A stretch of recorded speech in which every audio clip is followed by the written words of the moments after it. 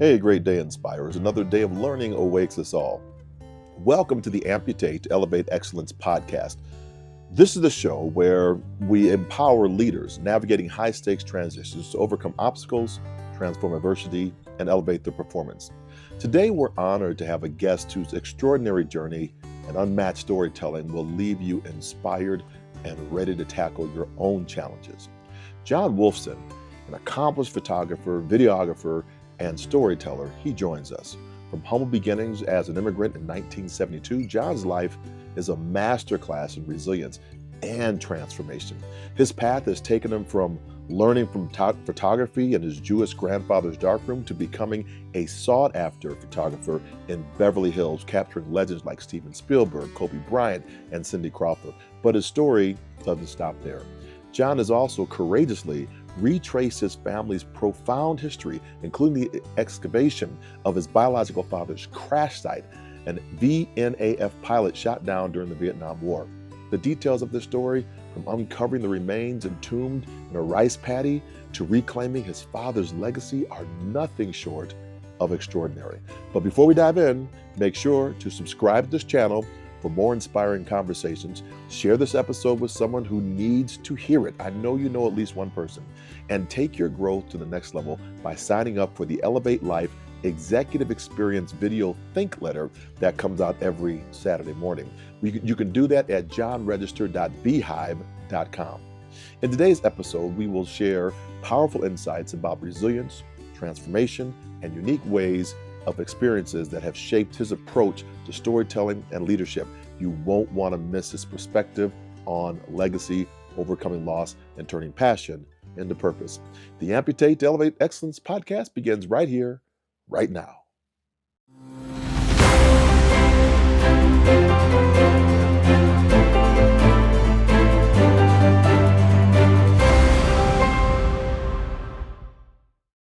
So let's get into this incredible journey right now. I can't believe he's here, but yes, I can, because he's just amazing. The one and only John Wolfsohn. Great. Oh, I'm very excited to be here, and this is actually my very first podcast. So What? Really? Yes. Wow. Believe it or not, and I'm honored that it's with you, John. Well, I'm the one that's honored.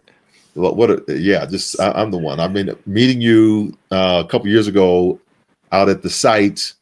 Was it Society for International Travel something? Yeah, excellence. Yeah, excellence, exactly. Right. Excellence. And that was wonderful. It was a great event out there in San Diego, or actually no, Orange County, I think it was.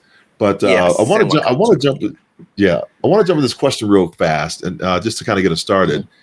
And there's so much to unpack with your story, but I wanted to begin with, when you think about the architect of your whole story, what is the one thing that you had to amputate in order to elevate your success? Well, stage fright right away. I'm usually behind the camera. I know it's a personality. I don't know that can be considered, but I'm very shy. I was very reserved when I was a child. Didn't want to talk to anybody. I was in the library most of the time. But then, of course, being a photographer is behind the camera. I've never been in front of the camera, as you can tell. That's why I avoid podcasts and stuff like that. So I never wanted to talk in on stage or anywhere or do any public speaking. But I found that I built a banter with people, and I started saying,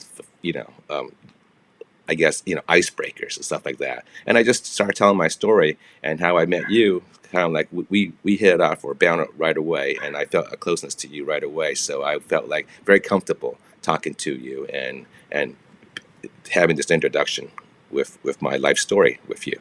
So, well, I'm really grateful that you would come on and this being your first podcast to do it. I really I'm very honored with it, and your story is just absolutely incredible. And I knew I wanted to share it and for you to share it with this audience. And really, it's a group, it's a entity that's really focused in on high stakes leadership changes, right? So either personally or professionally, it's kind of some high stakes. And you've had some really high stakes things that's happened inside of your family.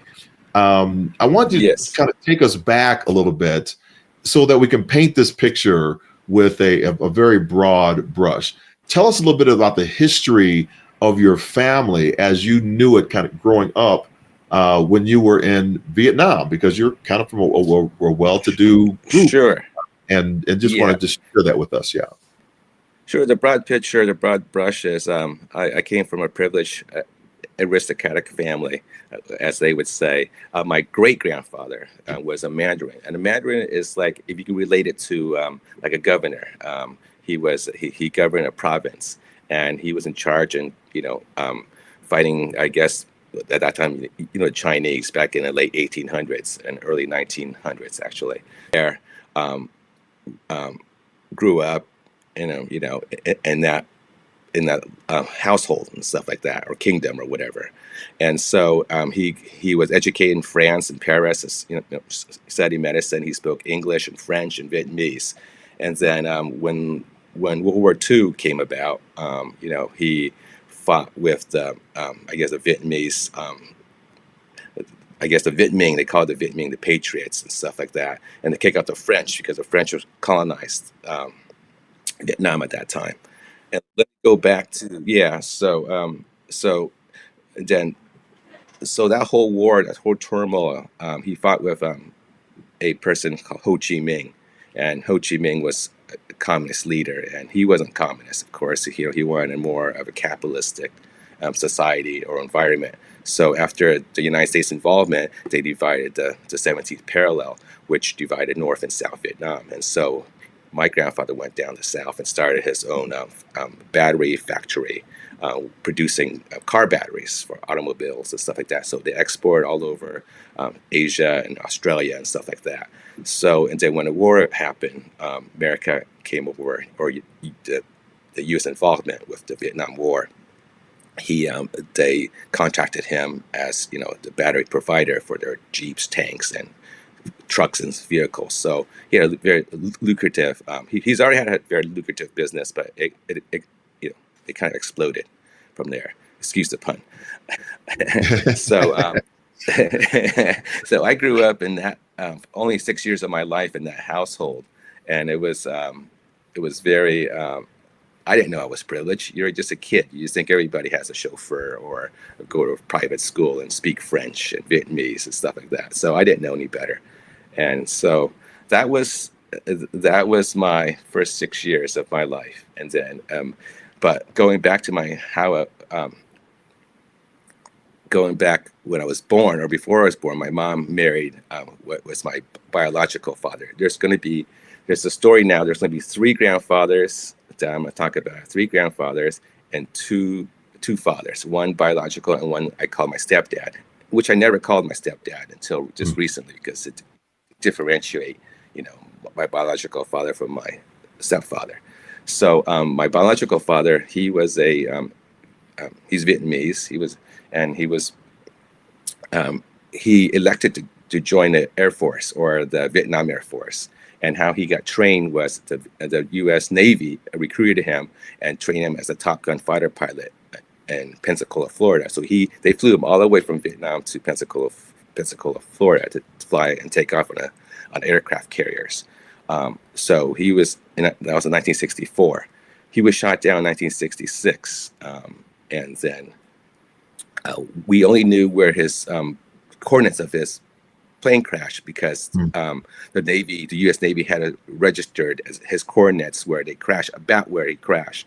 So in 2006, we never recovered his body, of course, at that time. So up to 2006, my aunt on my mom's side went back to Vietnam to just look around and see if anybody saw a plane crash, which is kind of ridiculous because there's a lot of plane crashes.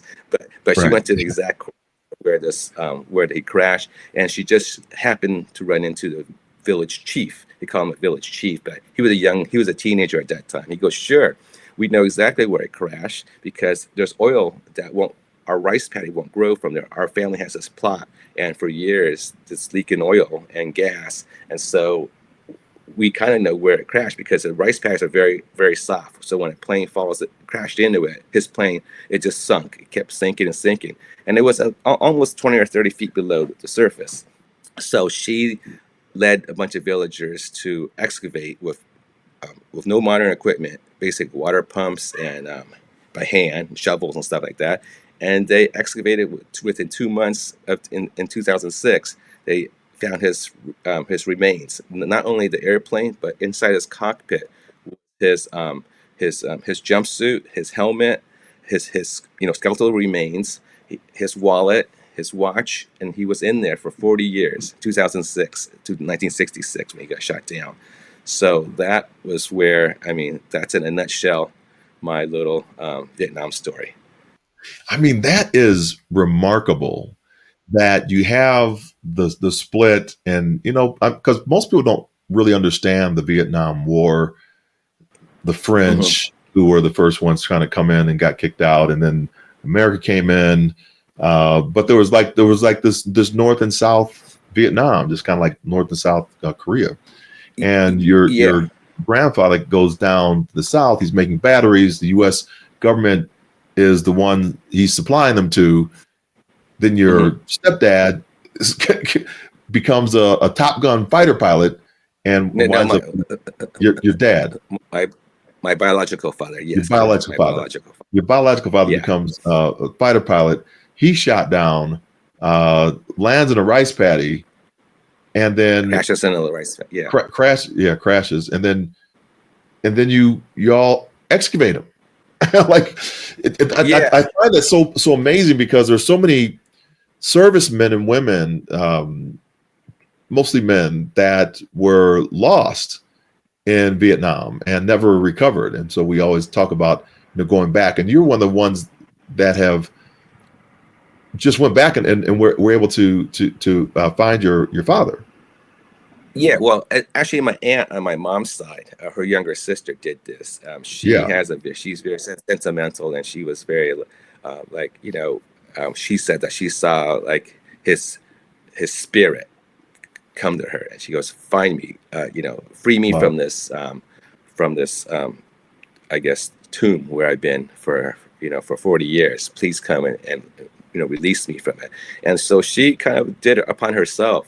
And I was when she first told me what she was going to do, and I thought she was crazy because I was like, "How are you going to find someone out in the jungle? Um, where did you have any idea?" She goes, "Well, the U.S. Navy has coordinates of his because they knew where his plane crashed." So she said, "I'll just go to this area and ask around." I thought, yeah, this crazy wow, aunt. And so, yeah, so she did it upon herself. And then within 2 months, they start digging all around it wasn't right away because it shifted, the ground shifted and the airplane shifted somewhere. So it took a while to figure out where it was from the oil leaks. So when she finally found it, she called me and I said, "Oh my gosh," my emotions were like, "Wow, this is closure, but exciting. And this is like a new adventure. I have to yeah. go over to Vietnam." And I haven't been back, What, since then. So 2006 was my first time back from 1972 when I left, wow. when my mom Can, stepdad. Yeah. can you think of and relating, to leadership, right? So I think there are a few lessons in here. Can you think of any like leadership lessons that an executive, a CEO might take away from this story? What is something that you think is poignant, powerful for leaders to understand? Well, from my identity, it's a new identity. I had to come from. Um, we have to. My new reality was coming from Vietnam and to America. I had to change who I was. I had a came from a, a a prominent family to just basically when my mom remarried, she married my stepdad, who was a Air Force officer, but he was nowhere, no, um, yeah, no, not in the same level as the family that we had. But I came over here, and I had to face the new reality of being just I guess, a regular person, and the new reality, you have to adjust, shift. And I always say you're only as good as your next job. And I've learned that from meeting celebrities, meeting. They seem very humble when I'm there. I talk to them and I take pictures. And when I'm there, I go, how did you get here? And I met Steven Spielberg, and right away when I walked in, he introduced himself. Hi, my name is Steven. And I thought, oh, I know you who you are because that's why I took your photograph. Yes. But he was very, very casual. And I also, I feel like what this takes away is you can never stop growing and stop trying to improve yourself. And also, if an obstacle like this, his death, my biological father's death, was very traumatic to our whole family. No one else died in our family except for him, was killed. So Yeah. and so we had to our whole entire family had to reinvent ourselves because Wow. after the fall of Vietnam, we lost everything. We lost everything because the communists won and took over, our house, our factory, and everything. So we had to start over, and create a new identity or a new reality. So that's I guess that was my takeaway for any corporate leaders.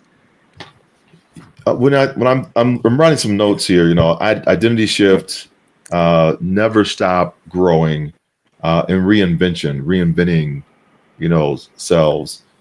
These are all powerful lessons when there's a reorganization that might happen, or there's a merger and acquisition that might happen. Correct. But when you arrived in America, um, with such a contrasting family legacy impacting your journey, how did you navigate, learning a new language, assimilating into society, trying to figure out a pathway, and kind of get us to the story of you picked up a camera and become this amazing photographer. Well, I kind of I call myself a scrappy entrepreneur. Kind of just go ahead, just jump feet I think first and most find out. entrepreneurs are scrappy. I just find out like, hey, this works. Hey, I didn't die or something, and I'm not missing a limb or something. Hey, let's keep going at this. This is not. I am. Yeah, I know, right? That's what I was. So I related. So a lot of the credit was to my new grandfather. Grandfather Wolfsohn. That's where I get my last name from. My new stepdad's father. He was a retired lieutenant colonel um, in the Air Force. But he did when he was growing up in Berlin and Germany and New York, where he's from. He had a love for photography, and his family just gave him cameras to take pictures of. And he came from a prominent family too, with stockbrokers, and they had a stockbrokerage firm back in Berlin and stuff like that, but left before World War II happened. And this is the Wolfsohn side of the family. And so he was able, as a young man, take around a camera and take pictures, and develop film, and have a dark room or something like that, or build his own dark room and stuff like that. So when I came over at 6 years old, he took we lived with my grandparents or my stepdad's family at first, just to get ourselves situated. And he had a dark room. He took me inside this dark room, this wonderful dark room with it was an orange light. It's called safe light. And then he had an enlarger to put the film in. I don't know if many people know what film is anymore, but he had film. And we used to project it on this paper and this light, and it would be a few seconds, and then all of a sudden we put in these chemicals like the developer, and then a fix or stop bath and a fixer. I forget but I'm pretty sure that's the sequence. But then a picture would develop or image. I was like, wow, that was just done. The process of creativity, and you can take it with this camera or this, you can create an image from that, and that just intrigued me. I never seen anything like it. I was just like, wow, this is for me. But I never knew it was for me. I just thought, coming from with an Asian mom, you got to be a doctor, a lawyer, or a dentist, or something like that. So I never thought of never thought of that as my career path. I just thought, oh, this is going to be fun. I can do this as way to be an artist or create art. I didn't even know it was art. I just thought it was a way just to have fun Oh, and yeah. just families. I- And I I'm, started with my own families. Yeah. so I'm curious. Was there any tie? Like, it must have been. Well, I'm going with this is it must have been pretty emotional, right? To excavate your biological father, and now you're with Yeah. your the Wolfson Yeah. stepdad. My stepdad. Yeah. Is there was there any tie that besides with the photography that you know with your biological father that may have kind of pushed you in that area as well? Did you find out something about him that also related? Well, yes, there is. That's a very good question. Thank you for bringing it up because I later in life discovered all the pictures he took of me before he passed away was only a few months actually. Was him taking the pictures. He was an excellent photographer too in a way Wow, because he took the wow, pictures and wow, he liked to take pictures also. And I didn't know that because I just saw pictures of me with my mom and I go and then I asked my mom or my aunt who took these pictures. She goes, oh, your dad did. And I go, wow. oh my God, that makes sense. I go, oh my God. So he saw me. So all the pictures I'm looking at with me, with my mom, was him looking at me through his to the camera. And so that kind of hit home to me after all this time. And I didn't even know that as a child or a young man growing up until I asked that question, who took these pictures? Because I've always thought one of my aunts did or my grandma did, or but he goes, he took those pictures. So that was the tie, I guess. And I guess my stepdad didn't take pictures at all, but his father did. And I related, and I was closer. I mean, I was very close to my grandpa Wolfsohn, who I grew up with, kind of. I lived for a while with. So of course, I got the camera bug or photo bug from him, and so that's set me on my road. It was what he did was he planted a seed in me that I had in my pocket, thinking, if I ever need to do something in life with creativity, I can become a photographer. So that was always in the back of my mind. When I went to college, I studied economics and tried to be a business major and all that stuff, or learning my general education to either maybe become a lawyer or something, which was no way my career path. But as my mom wanted me to become a doctor, a lawyer, or something like that. But Right. deep down, myself want to be a creative type. So So, that's so what do you think about? Because that's extraordinary. I mean, I'm really freaking out about that. That there is, it's like we can't run. Well, what do you think about that statement? We can't run from our past, or we can't run from our lineage, or whatever that might be. I'm just curious of what you think about that today. yeah. I today, wow. I never thought about that, but I guess in a way, I think of my biological father a lot, many times, and I think, what would he do, or what would he think? And he goes, and he would think, this is what a great opportunity you have in life, something that no one else has. You have the ability to take pictures and capture moments of people. God goes, good. How I wish I would have, been able to do that, or seen you to do that. But in a way, his death gave me my life and my his legacy to become whoever I wanted to be. Probably at that time, I if we would have won the war, I would have probably taken over my biological grandfather's battery Business. factory and business and stuff like that, and been part of the family because it's a family business.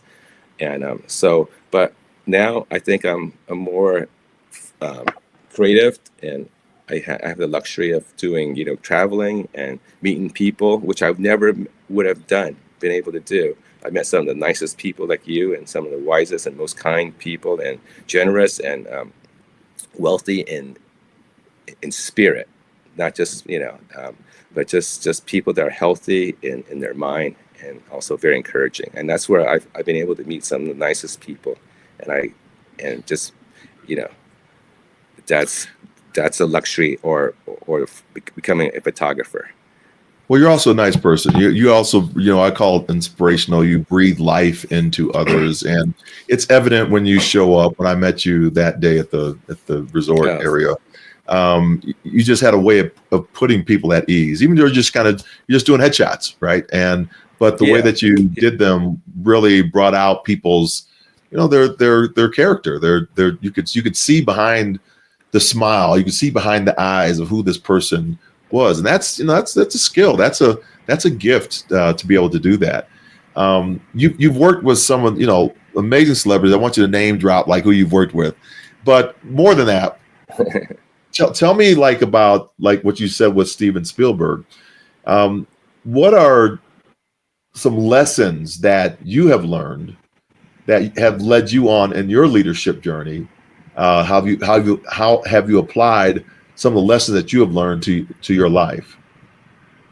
Well, I one one one photo shoot came in mind was I was photographing Paris Hilton, and she had an assistant that day, and she helping me out with getting her clothes and whatever and makeup or whatever styling, and she would offer to get me drinks or or water or something like that, or help me carry my equipment somewhere or pull this or that.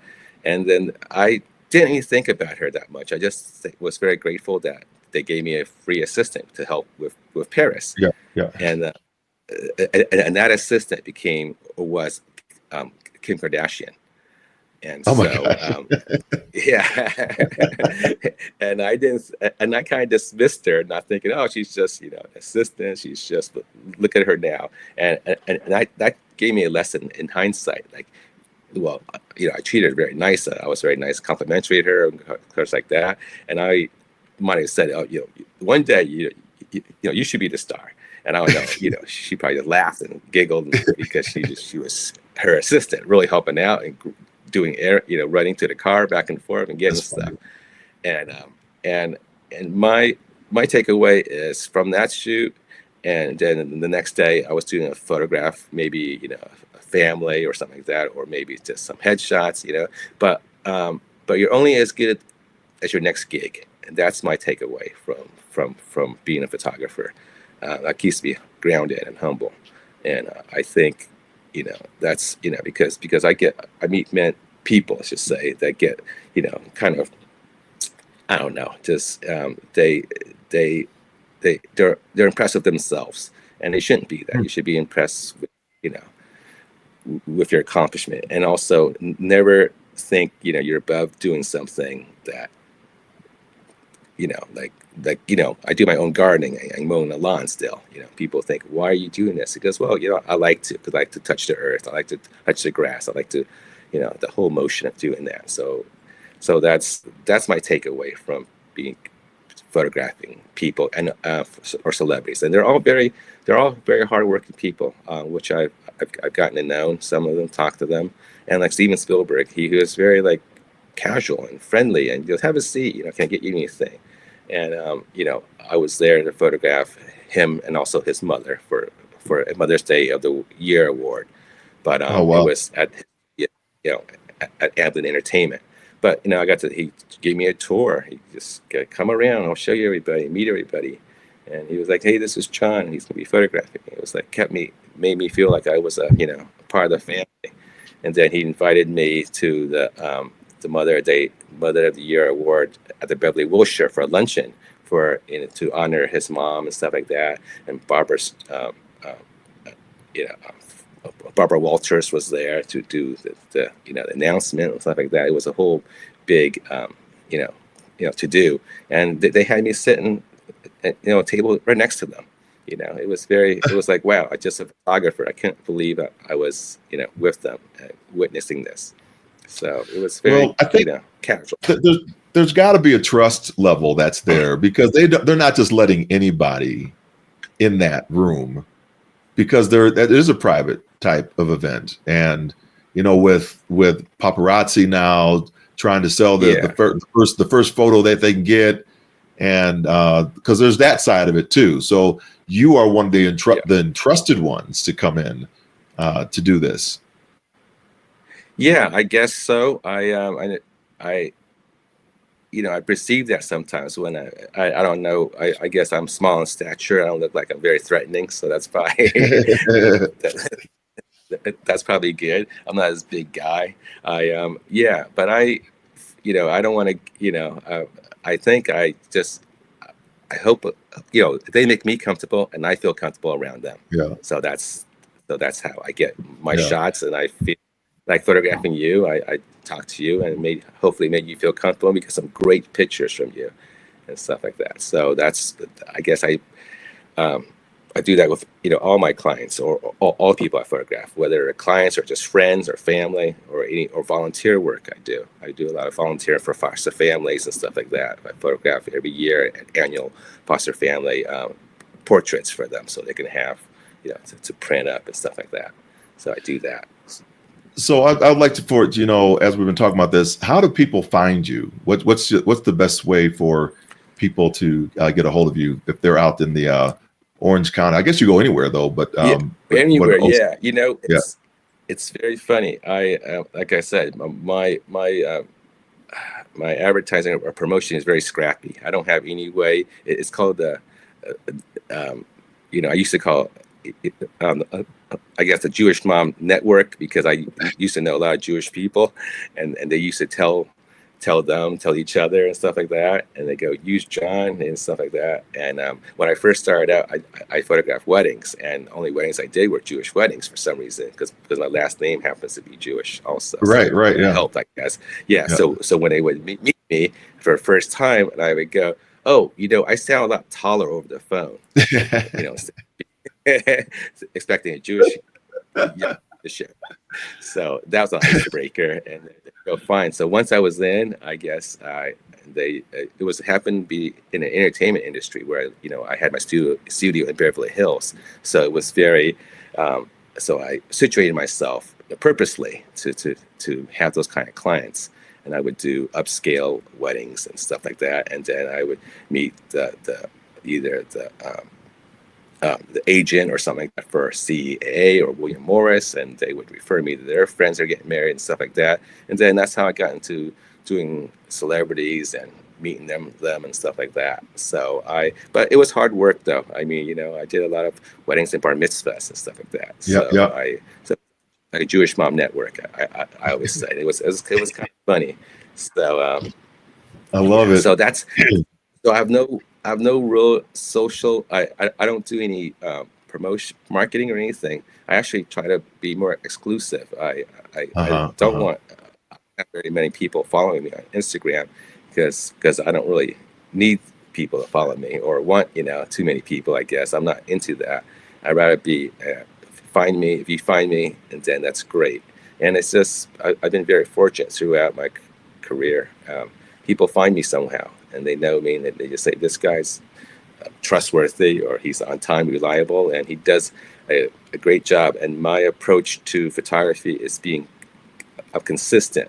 I think a lot of photographers are one-hit wonder sometimes, or it can be, but I've been consistent through all my jobs. I do a consistent good job, and I like to say that's what's helped me with my career, that Well, I'm consistent, reliable. Yeah. yeah. That'll preach it with inside of itself. What inside of itself? I want to thank you for being on today. You have given us some Absolutely. great nuggets. Being consistent. Mhm. You talking about Kim Kardashian is Paris Hilton's valet and yours. Consistent. So Yeah. she was your valet. So Yeah. doing that, Yeah. Yeah. and Ballet girl. Yeah. identity Yeah. shift, never stop growing, reinvention. I mean, all these are great leadership lessons. So thank you so much for being on, and I really do Absolutely, appreciate John. it. Great. Nice May a talking to great you. day inspires. Another day of learning awakes us all. Thank you so much for joining us on the Amputate to Elevate Excellence podcast. This is where we empower leaders navigating high-stakes transitions to overcome challenges, transform adversity, and elevate their performance. And my guest, John Wolfsohn, shared incredible insights rooted in resilience, legacy, and passion. His journey reminds us of the strength it takes to honor our past while forging a new path forward. So here are a few of John's key takeaways that I thought from his story. The first is legacy shapes resilience. John's journey of uncovering his father's crash site is a powerful testament to the importance of honoring the past and its role in defining our future. Second, turning passion into purpose. From his early days in photography to capturing the world's most iconic figures, John's story highlights the transformative power of following your passion. Are you following your passion? And third, embrace your challenges. John's ability to navigate life as an immigrant and build a thriving career demonstrates the value of persistence and adaptability. I think some innovations in there too. Now let's keep on the conversation going. Subscribe to the podcast and share this episode with someone who could use some inspiration. Take the next step by signing up for the Elevate Life Executive Experience Video Think Letter. Say that 10 times fast at johnregister.beehive.com for deeper insights and strategies to elevate your leadership and life. Remember, the stories we hear and the actions we take shape the lives that we live. Take today's lesson and implement them in your own journey to elevate your excellence. Don't forget to share this episode with anyone who could use a little elevation in their life. And I'll see you next time. Keep elevating. This has been the Amputate to Elevate Excellence podcast. I'm your host, John Register, saying go forth, inspire your world, and see you next time. Bye for now.